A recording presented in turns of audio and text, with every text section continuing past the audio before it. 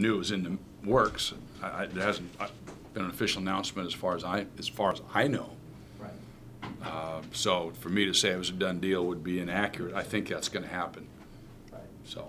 And do you think it's a good thing? And why? Absolutely. Yeah. Tell us why you like this. Because LA hasn't supported it. It's just not been. It's been really a negative. I mean, the LA Live thing, or not the LA Live, but the JW Marriott and the stuff down there is really nice. There's a lot of restaurants around. There's a lot of stuff for people to do. Obviously, Staples Center is big time, but it just hasn't been supported attendance-wise. So, you know, the thought would be that you take it to a neutral venue, and maybe people from all 12 schools will send 1,000 people. Come to Vegas, you know, go to some shows, do whatever you do, and that would be great. Destination place, no? Yep. So there's something besides the basketball. Absolutely. Yeah. But where would it be held? There isn't the Orleans is really No, small, no, right? it'd be at MGM Grand.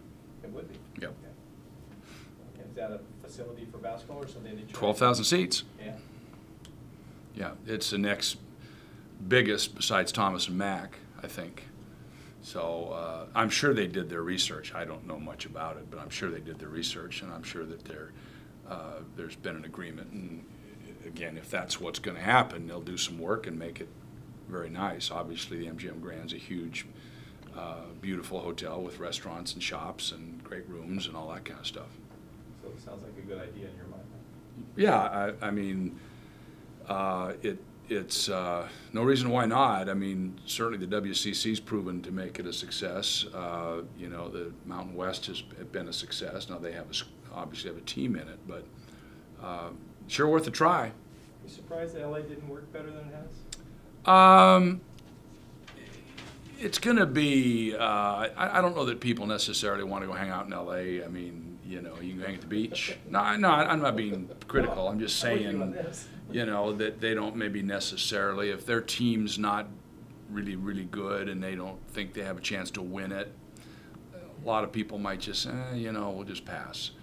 And if SC UCLA aren't good, then your crowd's not going to be very good. I mean, if UCLA's in the top 5 or 10 or something like that and people are anticipating that they're going to win, get the finals, then there's going to be a good crowd. But then it's going to be an all LA, all UCLA crowd. So just attendance hasn't been, I mean, you'd like to have, you know, excitement for the final game with crowd and enthusiasm. Now, will it be in Vegas? I can't guarantee that. I don't know that people would come if their team isn't in it. Maybe they'll say, man, I'm not going to go anyway. Did you watch the game last night, though? Mm-hmm. Yeah, pretty good. Yeah. How's your team doing after Sunday? Mentally. You know, I don't know that they're pleased with the way we played. We're just having a hard time playing the way we should in a situation with that much riding on it. You look at the tape, there's just things you kind of went, what? You know, that were just not characteristic of us.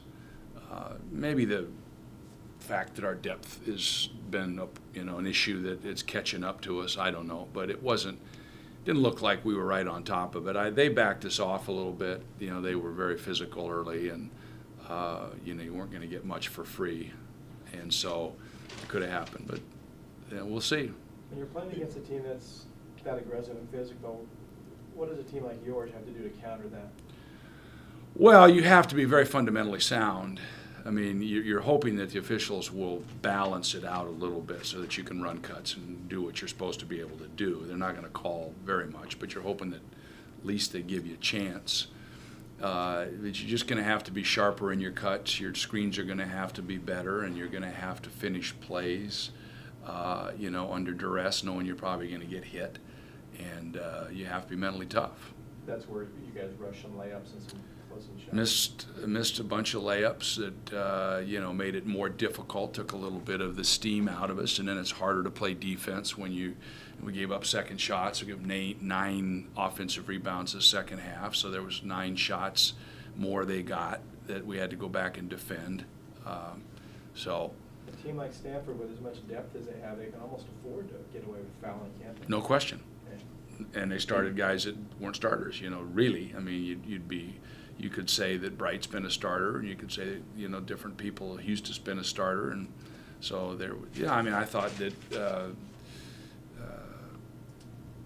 one kid said, Zimmerman said it best: "We have nothing to lose."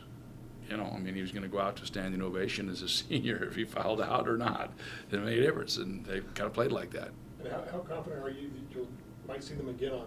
I have no idea. It's Arizona State or Stanford. That's all I know. Are they chomping at the bit to play Stanford? No, they don't have a preference one way or the other. Just trying to get ourselves back ready to play a game. Harper was very emotional after the game on Sunday. He was tearing up, and he says, "I don't know why we're not ourselves anymore." What does a comment like that tell you about your? Tells me that Harper cares. Yeah. So How do you get back to being what you were?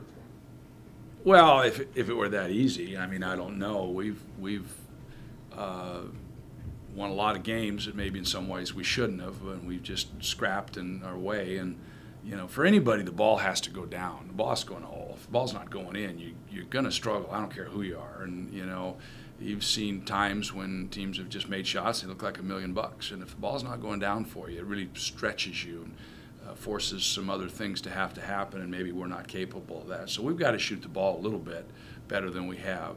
Part of that's offensive execution, but it's all we can do is continue to work on the things that we think we're going to be able to do.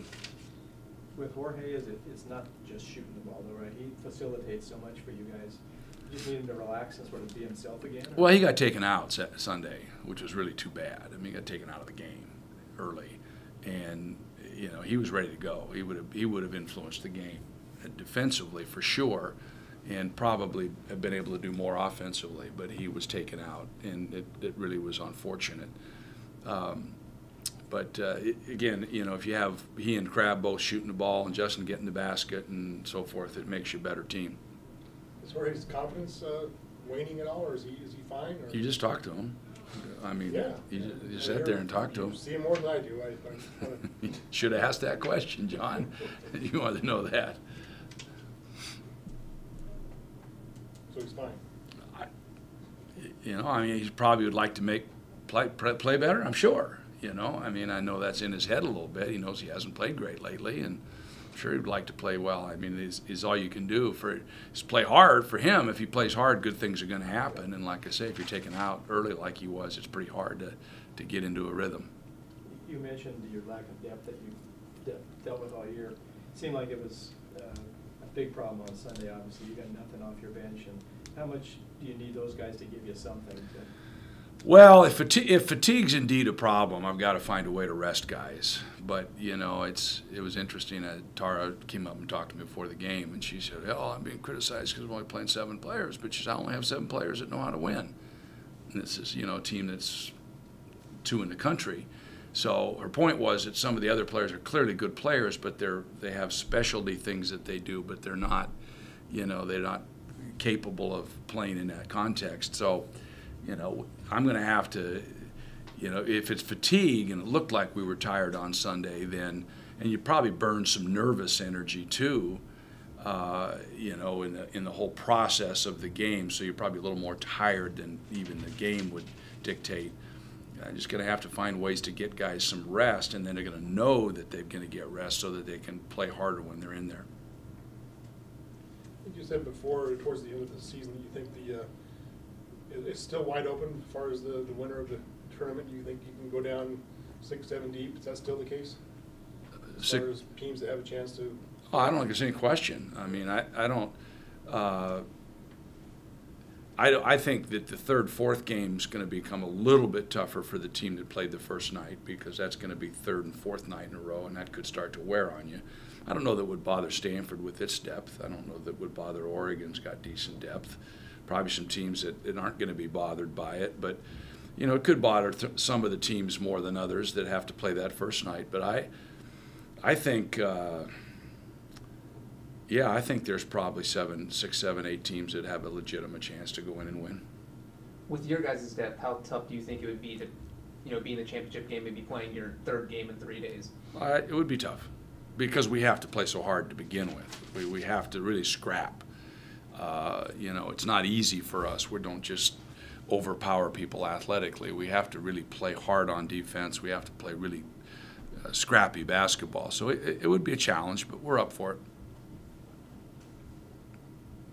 You'd be okay if you're playing that Saturday game, even if you're tired? Don't worry about it. If you're tired, you're tired, you know. I told him one time, the worst thing that can happen to you is you don't win. That's the worst thing. It's not a fatal. You don't have to write that down, Crumpacker. It's not fatal. I mean, it's not, you know, it's like, sometimes I think kids don't get that. Is there any sense that maybe your guys' NCAA tournament chances, you know, kind of fall in this Thursday game, whether it's against Arizona State or Stanford? I think another win would help. I don't know that there's a sense that it revolves on that, but I think that, you know, it would help to get another win for sure, get 24 and get into the semifinals. I'd feel a lot better about it. But like I say, that's just heaping another little deal on it. We're going to go down and do the best we can. That's all we can do.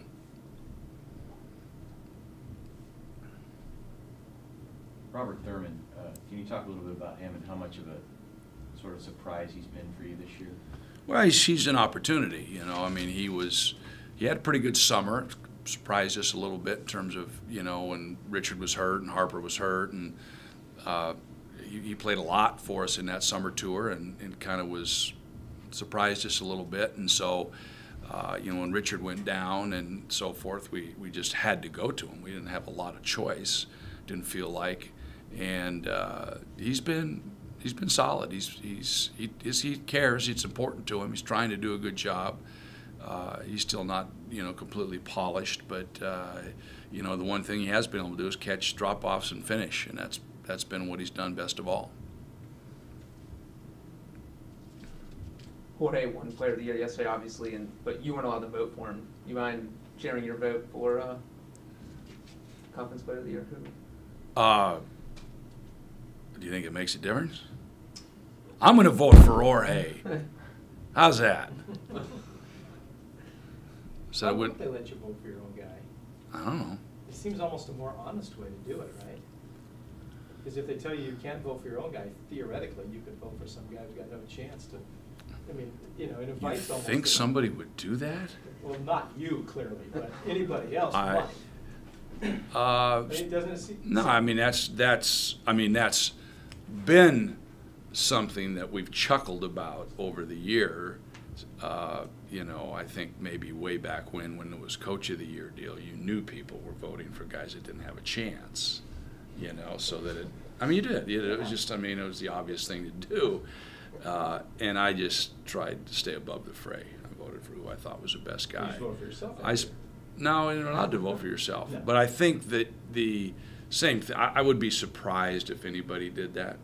I mean, just based on the fact that Jorge made it and Allen made it and Harper was second team. I mean, I think it'd be a little harder to manipulate that particular vote by trying to do that, not knowing.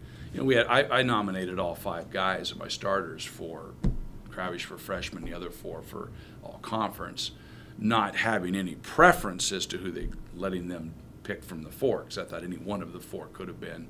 It depended on what their flavor was, and that's who they voted for.